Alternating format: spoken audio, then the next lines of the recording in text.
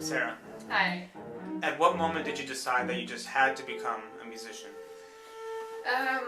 There wasn't really one defining moment, but I started playing the violin when I was 9 years old, and within a few months it was very clear that it was something that came very naturally to me, and I had an affinity with it, and I loved it immediately. And so within a very short space of time it became sort of a very integral part of my identity. And later, when my friends were wondering what are they going to do, what do they want to study, what do they want to be, for me, I never really bothered to ask the question because it was just clear from the beginning. I loved other things as well and very interested in lots of things, and sometimes I thought, wouldn't it be great to study archaeology or this or that? But it was always going to be the violin. And you grew up in South Africa. South Africa. Were there a lot of opportunities for you in South Africa when you were growing up? I was very lucky that I had a great teacher. He was incredibly inspiring, and I came from a family without a lot of classical music background. And he did a wonderful thing that when I would have my violin lessons, he would very often give me a cassette and say, okay, listen to this at home. And then it would be some Bach or a violin concerto or something beautiful. And so my sort of love of music and love of the violin grew at the same time. And he also had a little chamber orchestra, and there was a music school that I attended. It was all very low-key, and I wouldn't say that I was surrounded by opportunities, but all the opportunities that were there I grabbed, and every time I could perform I did. And so I had a great time, and I left when I was 16, and yeah, I feel that I had a really good basis. Maybe if I was here I would have had even bigger grounding in classical music, but actually I'm very happy with the experience I had. And what has been your most memorable musical experience? I wouldn't really be able to narrow it down to one moment. I would say that that there's a sort of holy grail of music making, at least for me, which is a certain moment when physically and mentally and emotionally everything somehow connects together. And when you feel that you don't even have an instrument in your hand, you feel everything is connected, you're communicating the way you want, and you feel free. And this sort of moment that you sometimes capture, you're lucky to capture in a concert or when you're practicing every now and then, I would say that this is the most beautiful musical experience that you can have. And besides that, of course, I've had some really memorable concerts, and I've had a few great experiences, like being lucky enough to have a masterclass with Yehudi Menuhin, who was a huge hero of mine growing up. And then it's very special to just stand next to somebody like that and look in their eyes and listen to what they say. And I studied with Pinkas Zuckerman in New York, and that was also an experience that just the fact of being in a room with somebody who's just lives music is such a great experience. Yeah. Do you remember what was on that first cassette that your teacher gave to you? I'm not sure if I know the first one, but I remember there were a few. We used to always play them in the car. And there was definitely Bach Brandenburg concertos, there was Vivaldi Four Seasons, there was the Bach Solo Sonatas and Partitas for violin.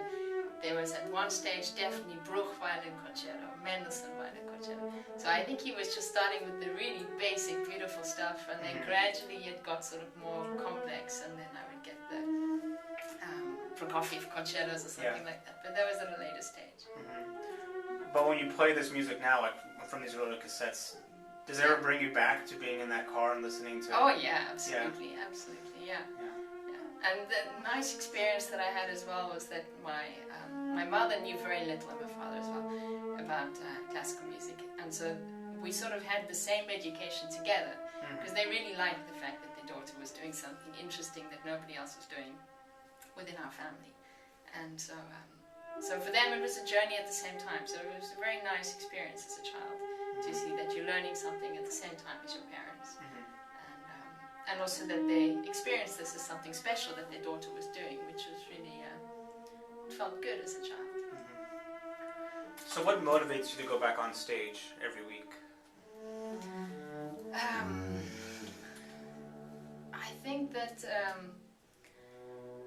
one of the things that I'm always searching for personally is quality, and within quality you discover beauty, and within searching for quality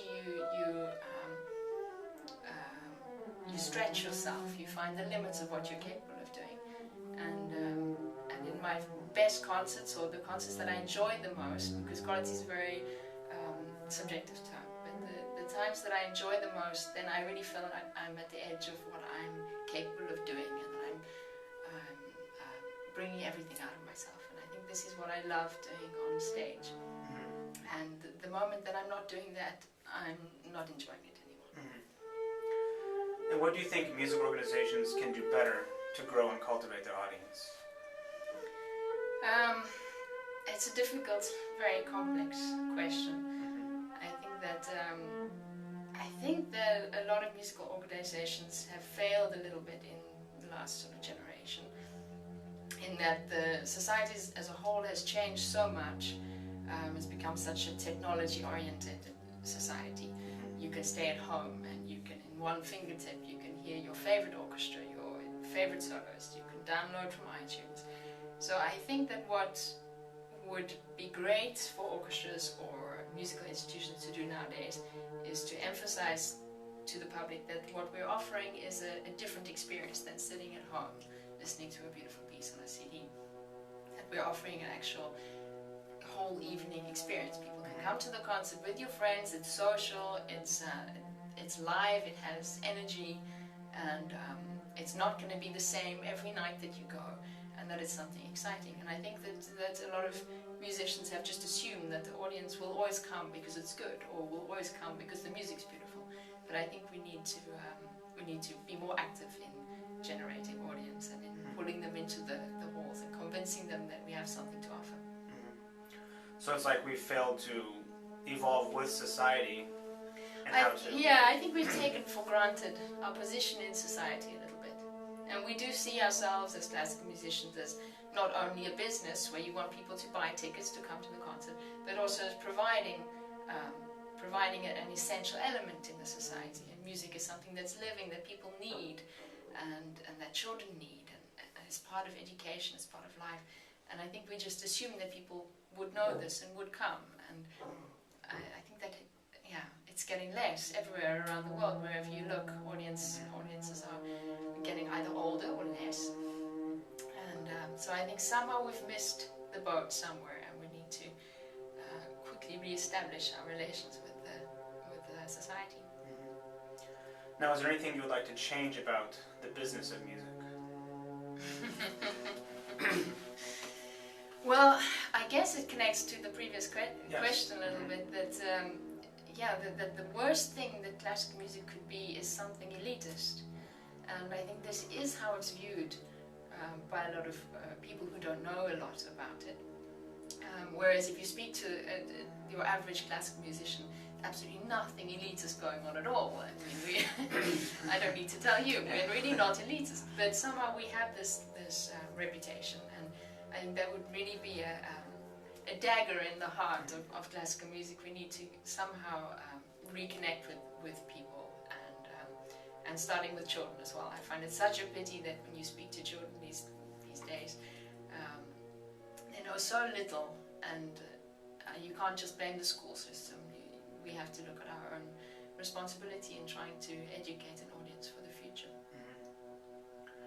Now, if you just had one night to play in any concert hall, any music, with any orchestra, any conductor, what would that be for you?